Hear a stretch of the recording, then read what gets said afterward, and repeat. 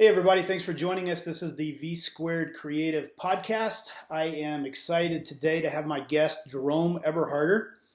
And Jerome is from Be Your Boss, Be Your Own Boss. Did I get that right?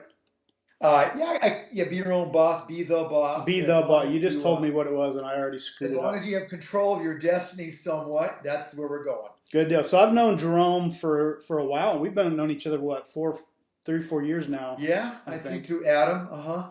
Yeah, so and Jerome and I have collaborated on various projects with different clients and share clients on some levels.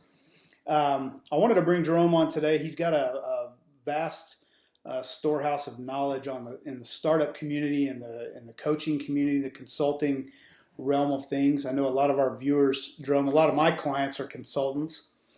We build sales funnels for them and lead magnets and those types of things. So they'll probably be very interested to hear what you have to say on the subject. But let me just turn it over to you a little bit. Let you give a background of who you are, where you came from, and kind of what you're doing.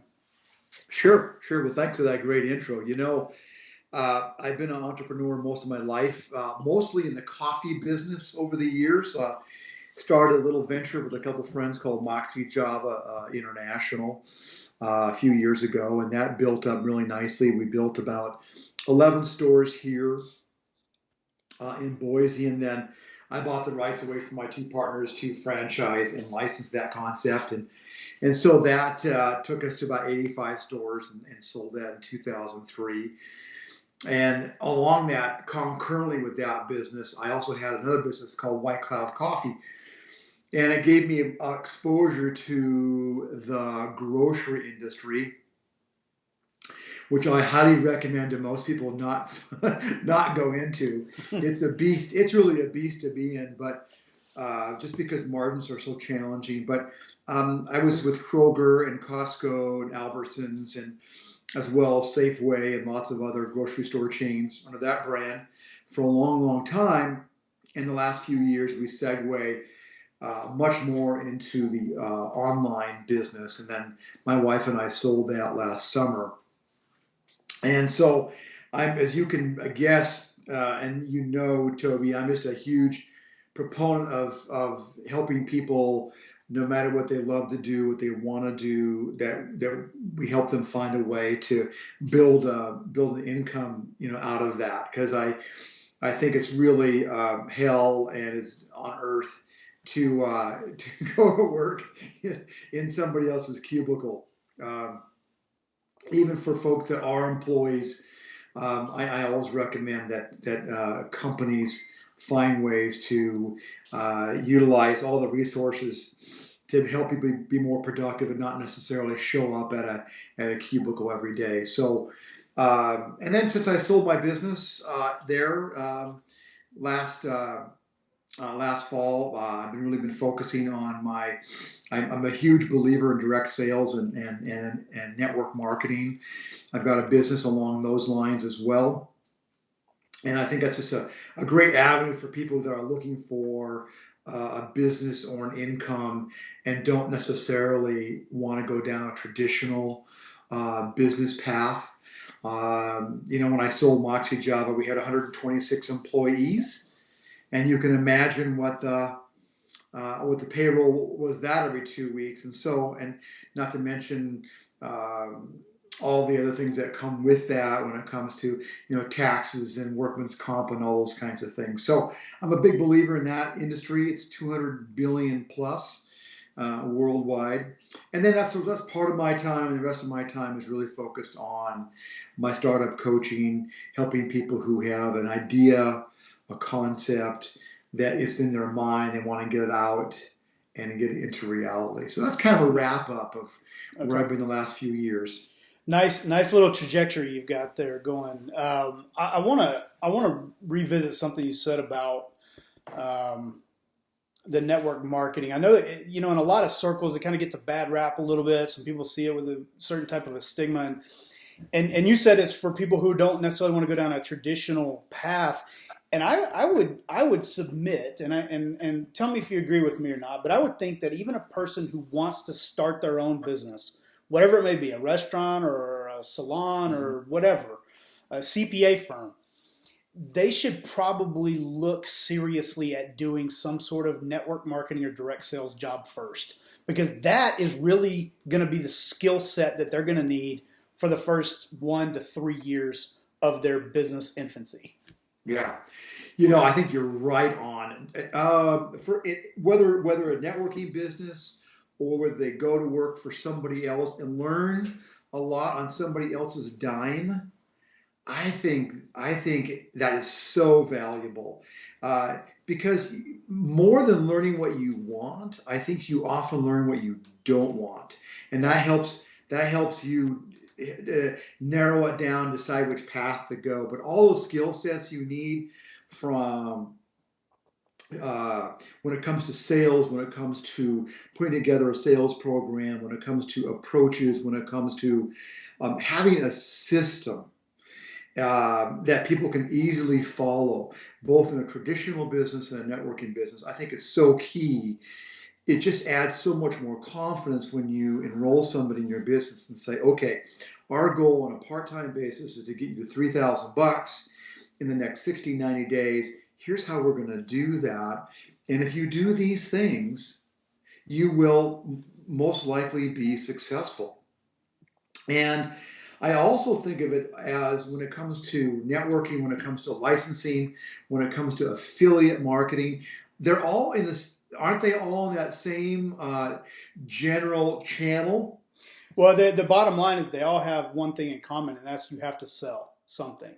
Mm-hmm. You have to go out and sell something. And I think as marketers, and speaking from my own experience, and that's the kind of the crowd I run around with, just being in this industry. Most of my colleagues and friends and acquaintances, people that I am in my circle, are in the marketing industry. And I think we have almost sort of disconnected the marketing from the sales. And yes. Those two things need to be brought back together, because the marketing side is what kind of tees them up, but the sales side is what's going to knock them down. And too often as marketers, as business owners, as entrepreneurs, we only want to focus on the easier thing, which is, I just going to need to go write a sales letter, or I need to run an ad, and all this business is going to come in. And they totally forget about the sales side of it. Absolutely. And we all forget that the product or the service is the business. Mm-hmm. Yes, we're also in the business of marketing ourselves and marketing our company and marketing and what we do and how we can help others. But you've got to have a program, you've got to have a product, you got to have a service that adds value to somebody else's life. And so often what you do, with V Squared, what I do is you're helping somebody get from A to B.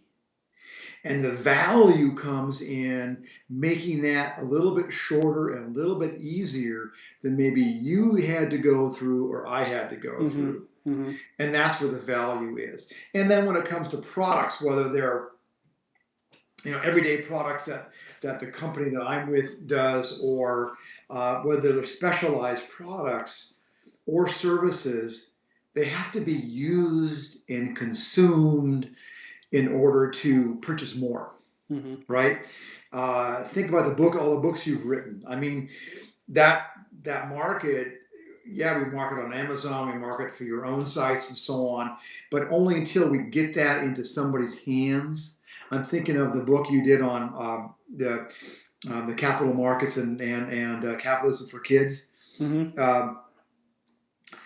We can't get our message across until we get that book into somebody's hands. Mm-hmm. I can't create residual income or help somebody else do that unless all of our products get into somebody's hands. So you're so right that we get lost sometimes in that marketing message and forget about the product or service that has to be moved to somebody through some kind of purchasing system. Yeah, I've felt a long time that we sort of romanticize the marketing side, and some of it is my own fault. And when I say I mean guys in my position, these marketers, they put stuff out. It's easy, push button, fill your bank account up, work from home in your pajamas for 2 hours a week and you're good. Right. And the reality, as you know, is starkly different than that. And that's why I said I think it would be beneficial. If somebody really wants to go into business, if they want to know that if they have the chops to do it, they should go sell pots and pans door to door for a year and see if that kind of lifestyle, that kind of grind, if they have the stomach for it, because that's really what being an entrepreneur is all about, is having the stomach to wade through the stuff you don't want to do in the beginning to get to the point to where you don't have to do that stuff anymore. And that takes a little bit of time, takes a little bit of effort. And I tell a lot of people, a lot of business people, I mean, when I think of all the business partners I have with my networking business, this company's been in business for about 30 years, and I tell everybody, look, these guys hire Fortune 100 and 500 kind of people, and they just have this great system that you can emulate for your own business. You know, whether you've got a tanning salon or whether you're out, or whether you're a writer, in that whole spectrum. If you emulate the kinds of things that they do when it comes to promotions, sales, resales, affiliate work, then you can say, hey, how can I use these for my own product, for my own business, for my own book that I'm writing? And so you're not starting at the beginning. You can piggyback and roll onto another system and say, pick and choose from the things that are doing well for that business. And there's no reason to reinvent the wheel. Exactly. I mean, it's, so many people do. And I think, and if you've got a conventional business, if your clients have a conventional business, just take my coffee roasting company, for example, or some kind of brick and mortar business, picking and choosing from these different elements of a networking business or an affiliate business, great way for a traditional business to expand their marketing presence. I know of a gal that has a company here in Boise, and she's got a 2-level, so it's sort of a networking business, a 2-level distribution system, and that's really expanded her business because not only all of our distributors, but their distributors, are making money along the way. And the only reason she did that was because I sat down with her and I said, what do you like about network marketing, and what can you borrow from that in a very low cost way to expand your business? So it's not just you, but you have a lot of yous out there. Mm-hmm. And so she said, well, I said, why don't we just do a 2 or 3 level distribution business that you can track on a spreadsheet? And that's what she did, and she's doing real well with it. Yeah, and I use the same type of strategy for V Squared. I mean, a big portion of our business, we wholesale a lot of our services to other marketing consultants. Yeah. And it's a good model. I mean, you go after people who are going after the same types of clients that you are in a non-competitive way, and you use them to help you leverage your own business. But that could really be applied to any company on the planet. It really can, and like you said, why start from scratch when there's so many tools that you can utilize and almost instantly have a product into the marketplace by using some kind of networking model or affiliate model to have a lot of Tobys or a lot of Jeromes out there.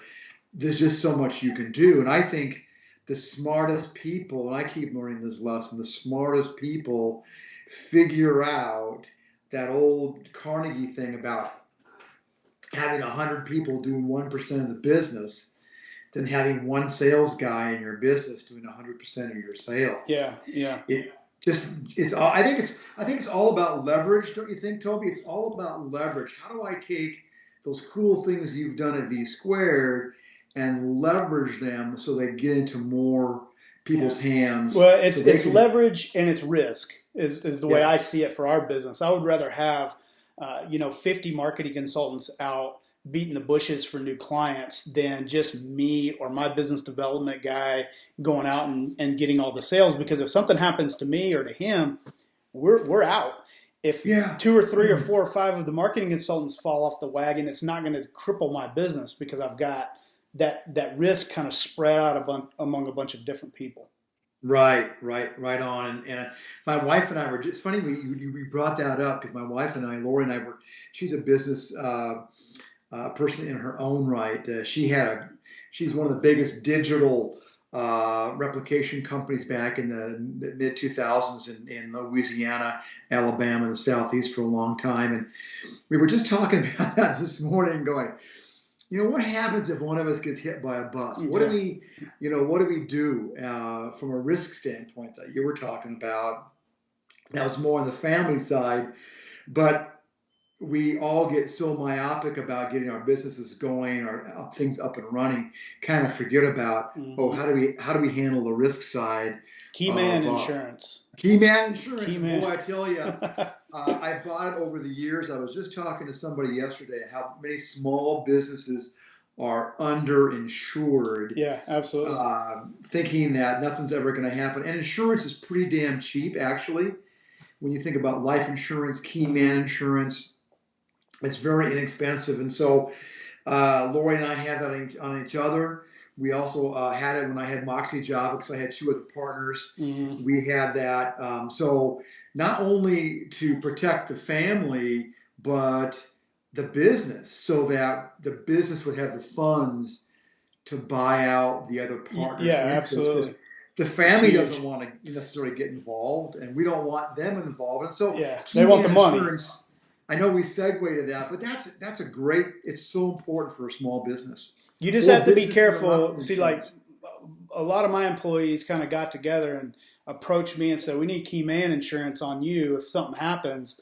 And they're talking millions of dollars. They just want to go party. Well, I'm afraid they're going to knock me off, man. I'm afraid they're going to take me out back. And yeah, right.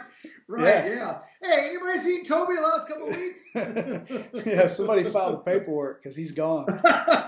So you got to be careful. That's a double-edged sword on the key man and insurance stuff. But you got to wonder where it's coming from. Insurance is relatively inexpensive, mitigating that risk that you were talking about. And, there's so much tied up psychically, spiritually, family-wise with a small business, no matter what kind of business it is. And you really owe it to your family that if something did happen to you, that there's a backup plan. Yeah, well, I go into these interviews with different folks, and I don't really have a plan for which direction they're going to go. I think we've had a really good conversation, though. We've covered some important topics.